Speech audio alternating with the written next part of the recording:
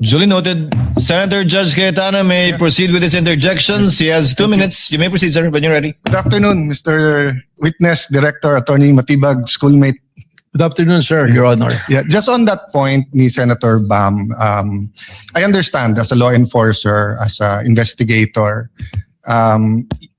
you have to take all threats seriously. I'll ask you the same questions I asked the two NBI officers, and I do understand they were not under your supervision during that time dahil dun pa sila kay Director Santiago. No?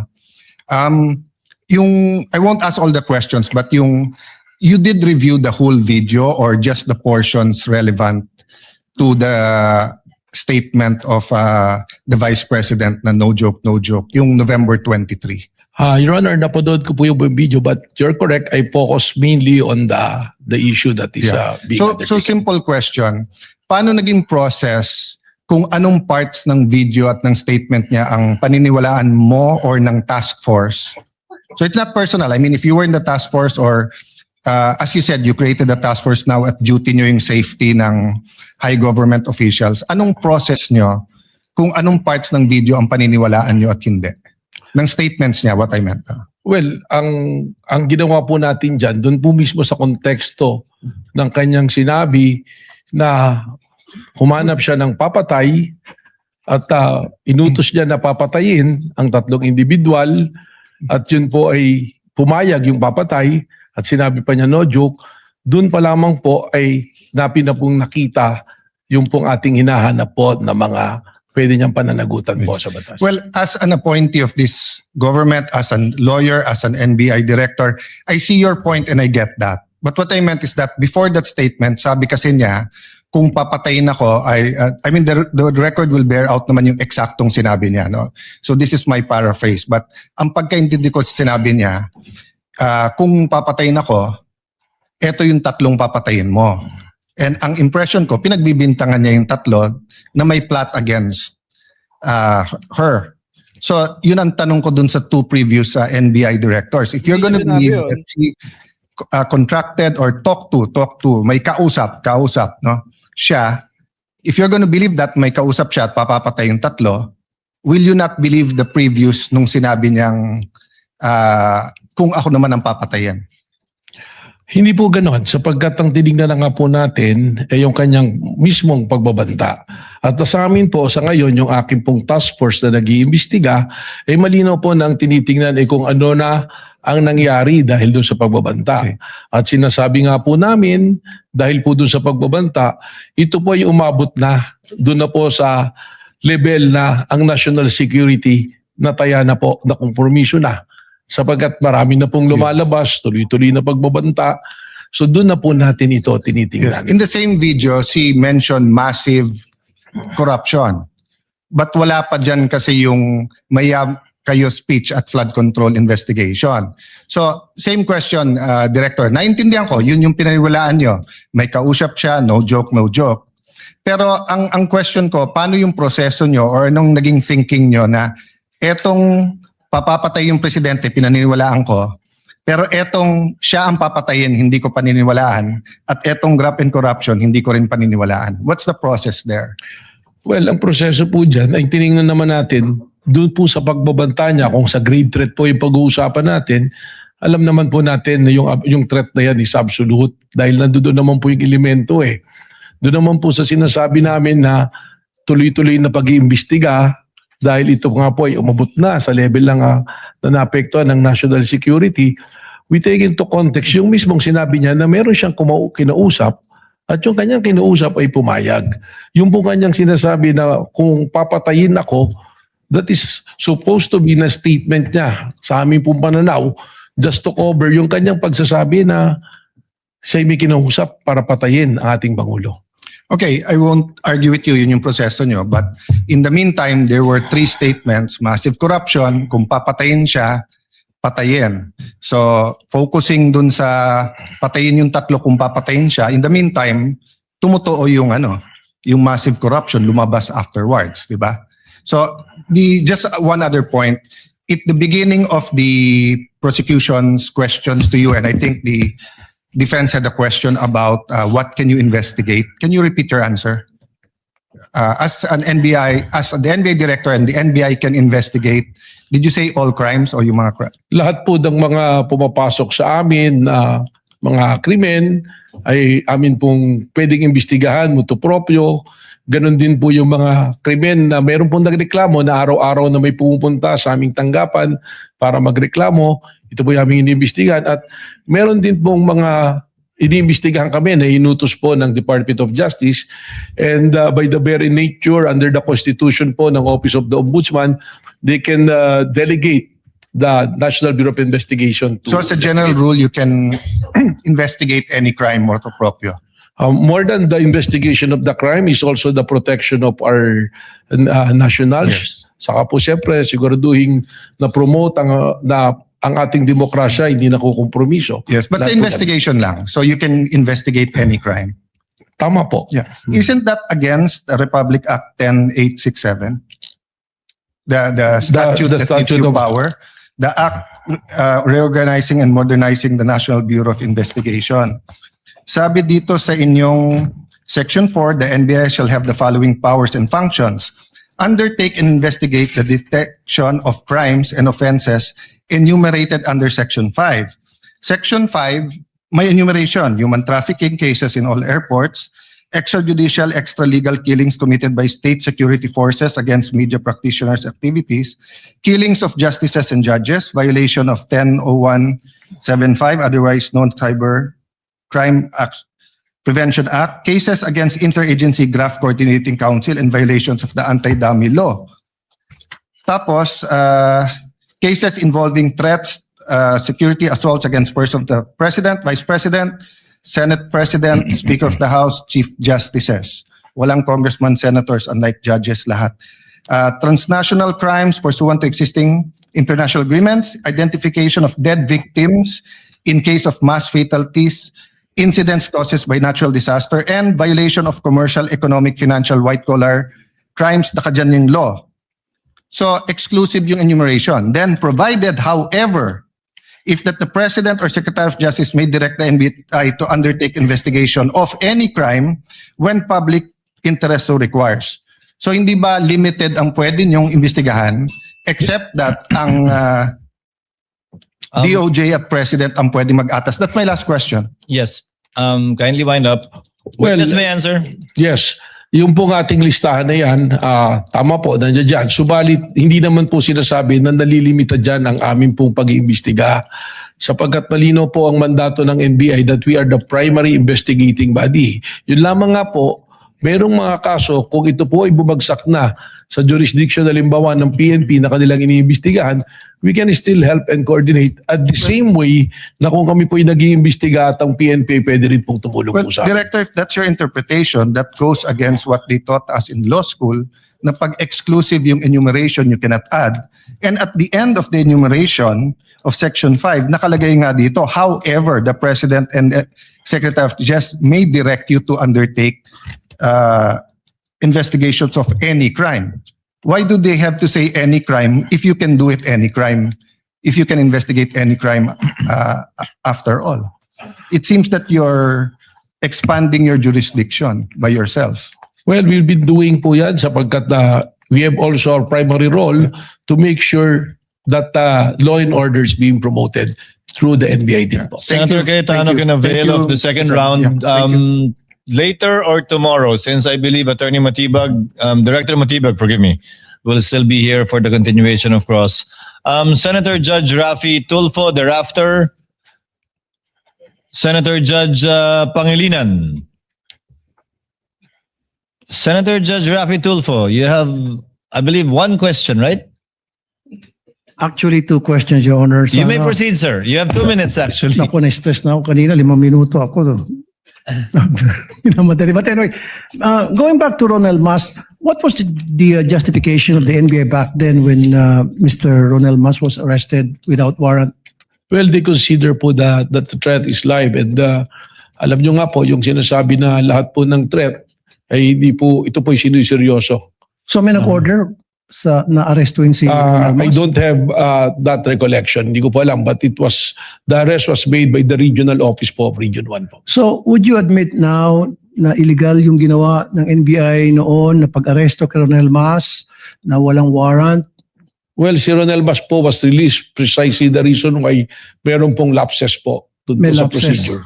Okay, would you also consider na the fact na merong ginawang pagbabanta si Baste Duterte na similar dito kay Ronel Mas, na dapat umaksyon din yung NBI tulad ng pag-aksyon nila sa isang guro? Kaya katunayan, yan nga po yung aking binabanggit na tuloy-tuloy po yung investigation sapagkat alam nyo po yung warrantless arrest, lesson nga po dyan kay Romel Mas yan na dapat po kasi immediate po yung pong pag-aresto.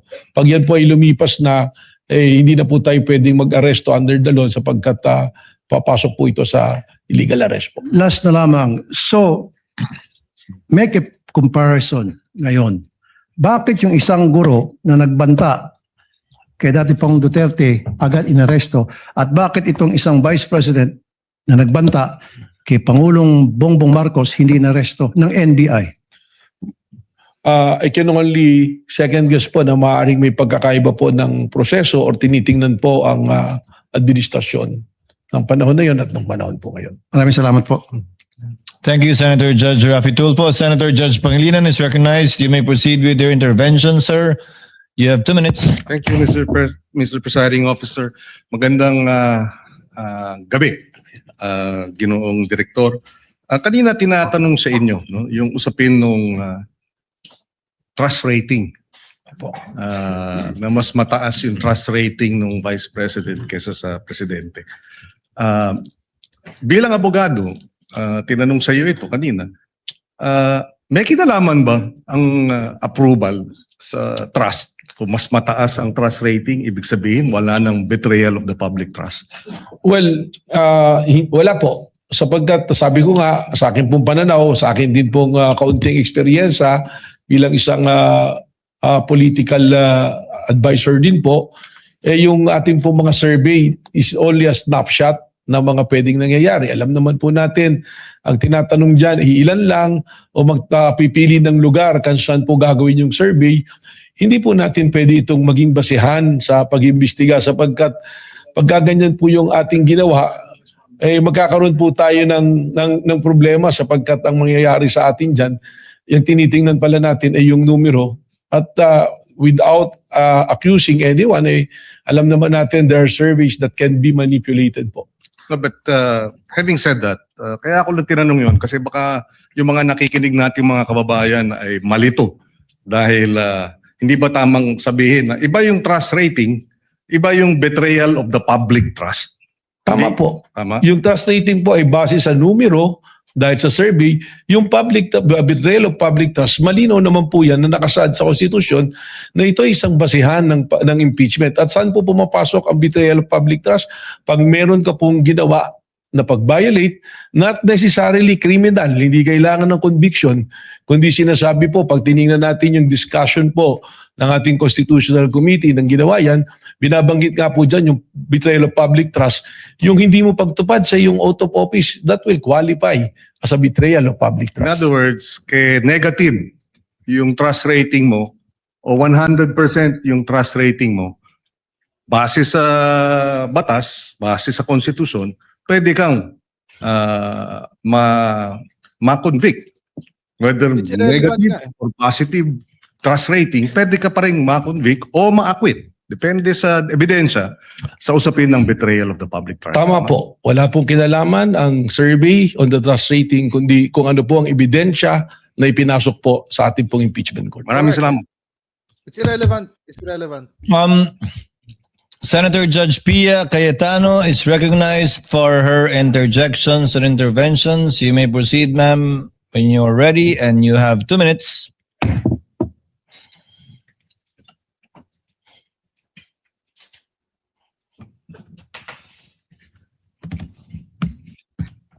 For the prosecution,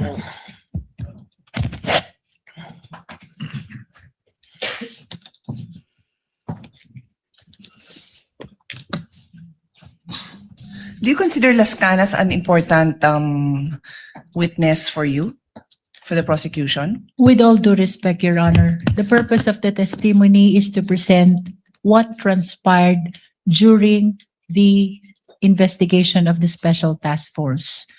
As to whether or not what probative value it holds, it is not part actually of the decision of the prosecution, as what we are intending to do here is to present only what happened during the investigation of the NBI, Your Honor.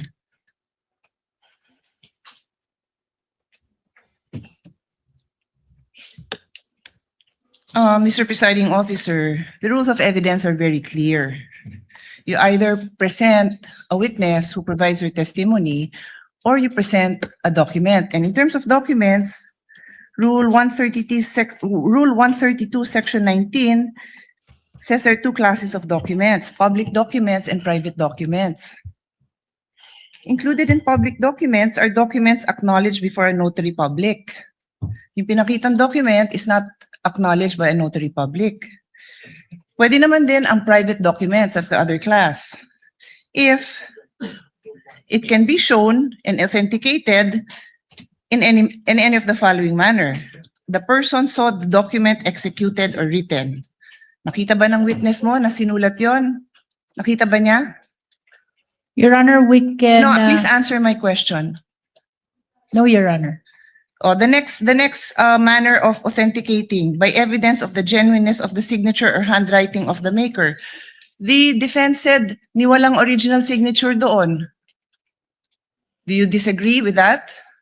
We don't, Your Honor. Okay, and the third, by other evidence showing its due execution and authenticity, did you provide? No, Your Honor. Okay, so simple lang, Mr. Presiding Officer. They're trying to prove something by showing a document that any law student, even yung mga kababayan natin na nakikinig na ngayon na ang dami ng alam sa procedure, will tell you na hindi acceptable yon. And with all due respect, katulad din nung kahapon na humingi ako ng payo sa inyo, again, I will not name names, we had a discussion in caucus na you cannot unsee what you see. You cannot unhear what you hear. So pinalabas yun. Wala akong problema na palabasin yun, pero do your job and present the proper witness and the proper documentation to do that. Ba't Do hindi your ka job. nag-intervene kanina? Ba't ngayon ka lang nag-intervene? Mr. Presiding Officer, to us as a body. Kasi hindi tama yun. Magdidesisyon tayo, you warn us, pero pinabayaan natin na makita yun. Minamarkahan pa, submarkings. What's the purpose of all that? May I respond, Your Honor? Not really. I don't believe Because there I was a already question. answered, I already asked you the questions and you had a chance to respond. Yes. I There give was you the no floor. question posed, sir. I was There's none, yes. telling the lead prosecutor. I move to my next point, Mr. Presiding Officer. Our jurisprudence is very clear, no? A witness must be competent and credible. Di ko na babasahin lahat yung jurisprudence natin dyan dahil kompleto na yung record natin dyan. But there is also a also included in our rules, Rule 132 on the rules of evidence, and I'll read it. A witness may be impeached by the party against whom he or she was called by contradictory evidence, by evidence that his or her general reputation for truth, honesty, or integrity is bad, or by evidence that he or she has made at other times statements inconsistent with his or her present testimony. So this is the rules, no? Siguro we can, well, I'm reading the rules, so we can take notice of this, that this is what our rules say, and I don't think anyone will contradict that. Again, there are lots of Tapos? cases supporting this. So,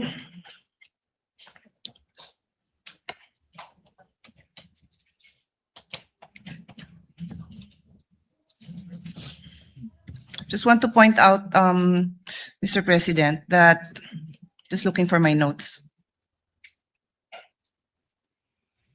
Daming sinasabi kasi. Tinanggap na nga ni Binluan eh.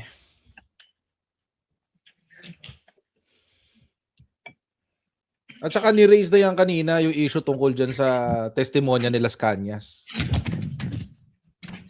Ano yun eh?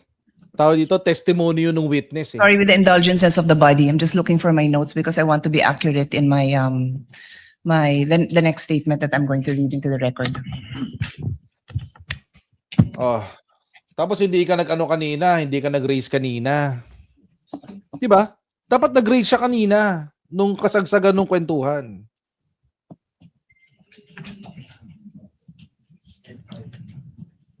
If the lady cannot locate it, she may avail of her time again tomorrow since Director Matibag and the counsel for the parties will Pwede be here naman, tomorrow. but if you give me a few more seconds, I might be able to dispose of this issue, Mr. President, Mr. Presiding Officer.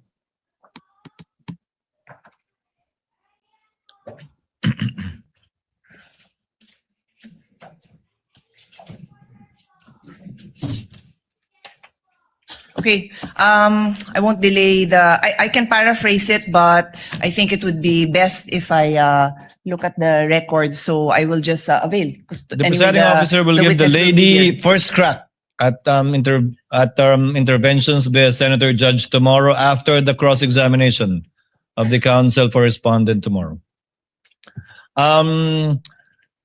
Since Director Matibag will be here again tomorrow for the continuation of the cross-examination by counsel for respondent, the interjections and interventions of the other senator judges may proceed. Again, after the cross-examination, redirect and recross if any. So the senator judges have time until tomorrow. Unless there are other matters that the counsel for the parties would want to discuss, One last, the court will wind down with some administrative matters. One last Yes, counsel addition. for respondent. Your Honor, aside from the Las Cañas document, we would also like to request a copy of the AO number 11, just for reference, Your Honor, to be used as AO number 11. The counsel, the prosecutor is directed to furnish within We can do the that day. after the proceedings. Sir. Within the day after the proceedings, a copy of AO number 11 signed by Director Matibag, dated, if I'm not mistaken, April 16, 2026. Any other points you want to raise, lead prosecutor? Your Honor, it appears that there is standing subpoena for I will rule on that in a bit. for I will Ms. rule on that in a Marivic bit. Pareja. I will rule against who? Ms. Marivic Pareja of Legislative Archive. We manifested yesterday, Your Honor, that we have yet to determine when we will be presenting this witness. Yes, we So will act on these at the proper time. This will be part of the chair's ruling before we adjourn. May I inquire, Your Honor, if tomorrow we will be able to conclude the testimony of witness Director Matibag, whether or not we will be proceeding to present the first witness for confidential fund, Your Honor. The court will address that in a bit before we adjourn, counsel. Any other points, counsel for the respondent? No more, Your Honor.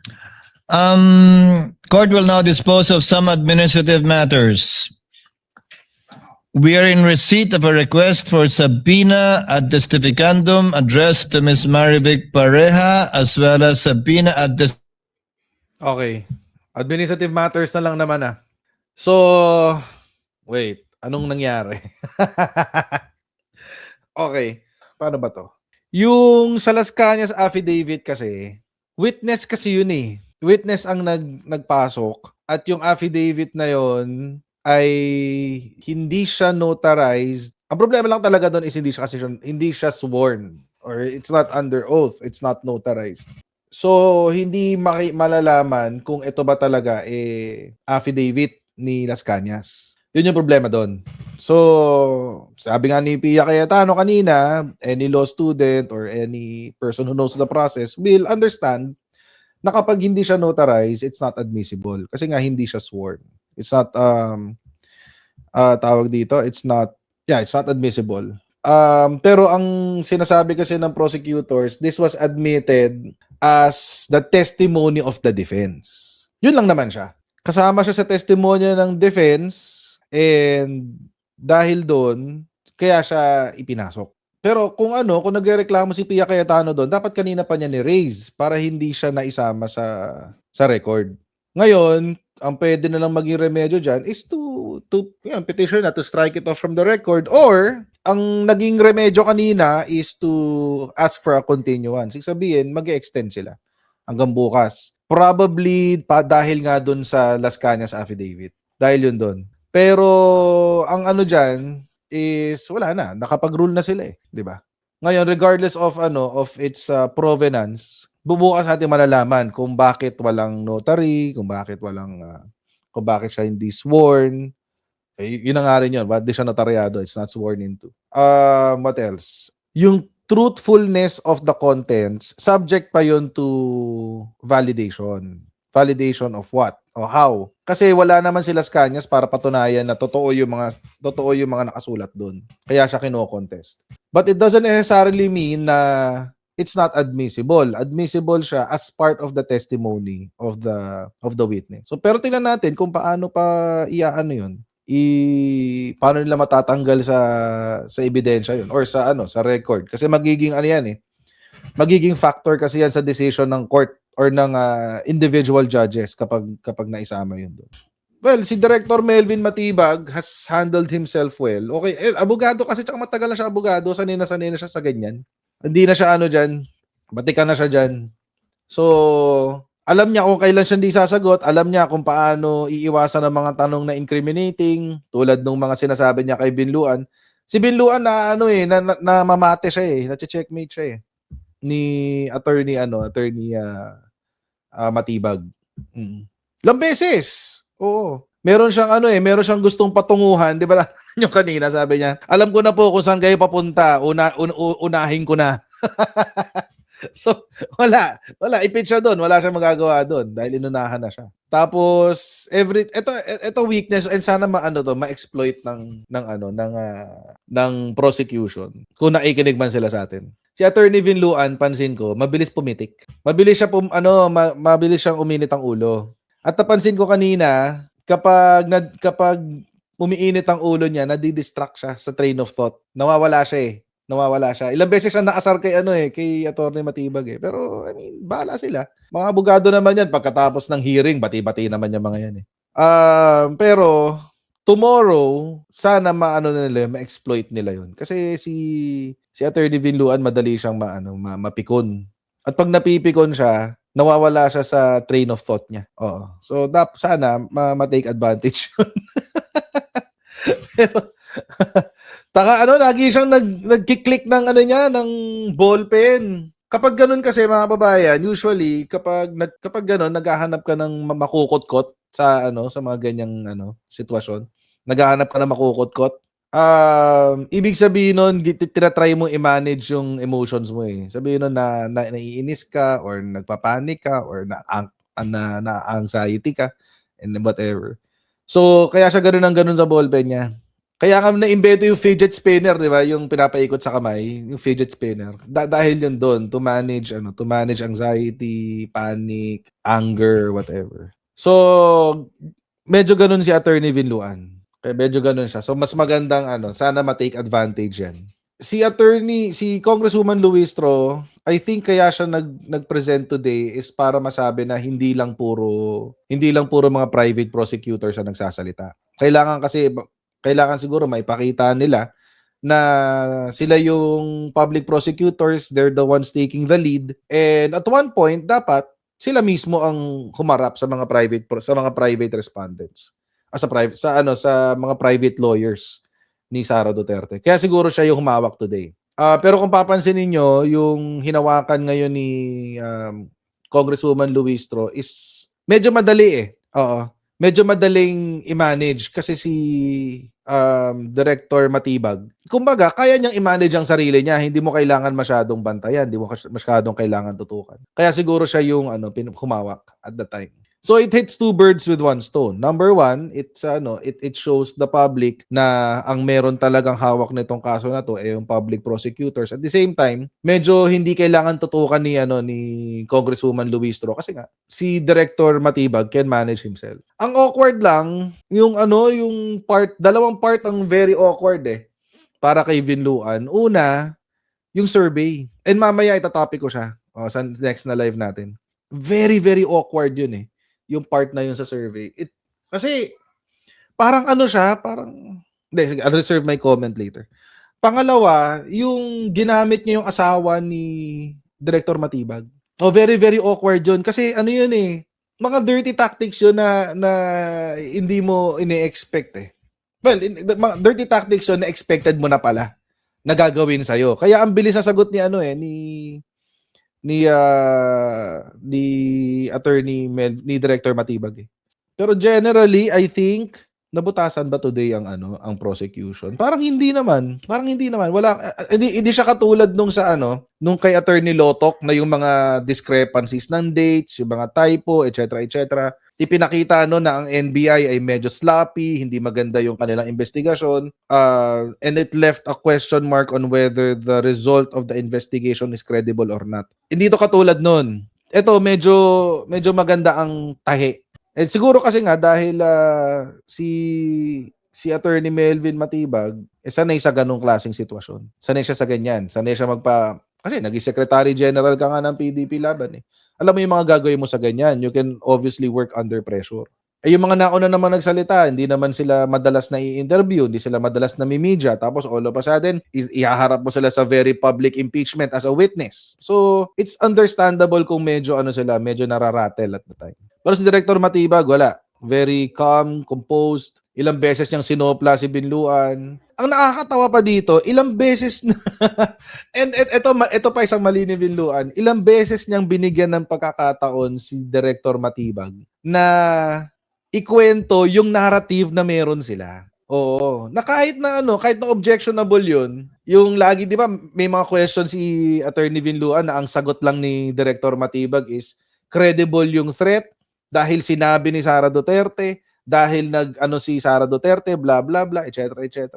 Yung paggamit niya nung Bratinela na comment na ni Director Matibag, nag-backfire sa kanya eh. Kasi lalo nung binanggit ni Director Matibag na ang nagle-label sa anak niya na Bratinela, yung tatay niya mismo. Di ba? So medyo awkward. Medyo awkward yun. Oo, medyo awkward yun eh.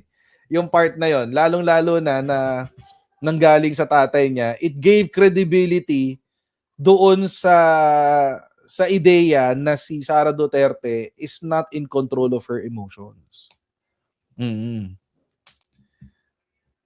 Medyo palyado siya doon. Medyo palyado siya doon. So,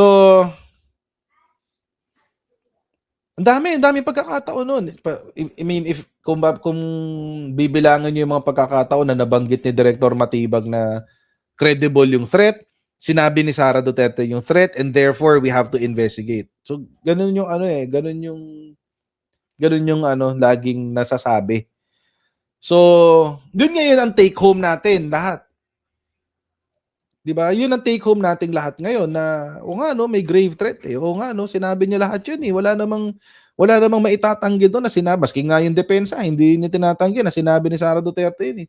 Iniiba lang nila yung kwento kung bakit nangyari yun. So, ganon. Medyo mahirap baliktarin yung mga ginawa today ni Director Matibag.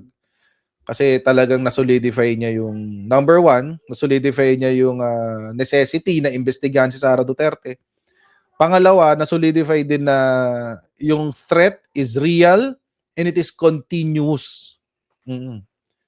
And hindi natin alam kung paano i-appreciate niya ng mga senator judges, but I'm sure, syempre, may impluwensyahan pa rin sila ng mga biases nila. Oh. So mukhang kung kahapon, baka nabato ng laptop si... Pero ito masasabi ko lang in fairness kay Attorney Powa.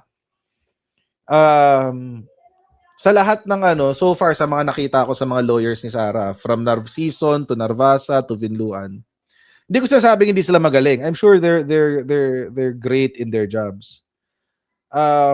Pero si Attorney Powa, kita mo sa kanya yung sanay siya sanay siyang maging spokes. Oo.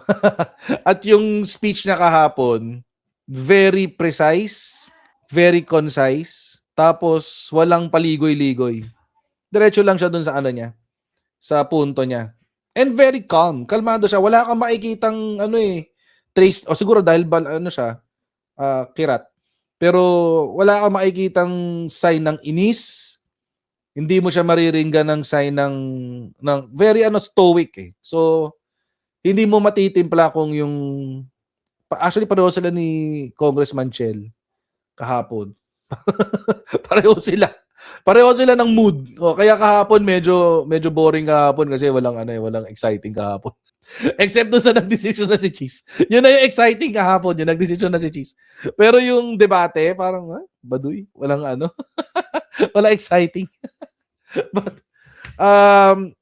mga kababayan, pero yun kasi ganun dapat ang exchange siguro. Pero alam naman natin sa court hindi ganyan. Mas aggressive pa sa court. Mababait pa yung mga lawyer na yan. Sila 'di ba? Ngayon may feeling natin bastos ganyan. Sa court hindi. Walang bastos-bastos sa court. Wala, papahiya ka talaga doon. As in, and it shows sa kung paano umatake sila Season, si Narbasa, si Binluan. Hindi pa sila bastos noon, guys. Mabait pa sila niyan. Okay, wag kayong maniniwala na bastos sila. Mabait pa sila niyan. Iba sa court, mas malala sa court. Mas malala sa court. So, pagpasensyahan na lang natin sila, mga kababayan. Kasi trabaho nila yan eh. Binayaran sila ni Sara Duterte para gawin yung trabaho nila. Pag hindi nila ginawa yan, ba't pa sila binayaran ni Sara Duterte, di ba? So, intindihin na lang natin, wag na lang natin atakihin sila as people and their profession. Gagawin na lang natin is yung logic ba, yung kung paano nila pinapresenta yung kanilang ebidensya. So, ganun lang kasimple yun. Wag na natin sila masyadong i-bash. Kawawa naman. Ginagawa lang nila yung trabaho nila. Oo. Pero ang pikon, obvious si Pia ang pikon. Very, very, very obvious na pikon si Pia Cayetano. Ang lala niya. Ang lala ni Pia, iba. Tsaka si Alan Peter. Pikon na pikon sila. But, it is what it is. It is what it is.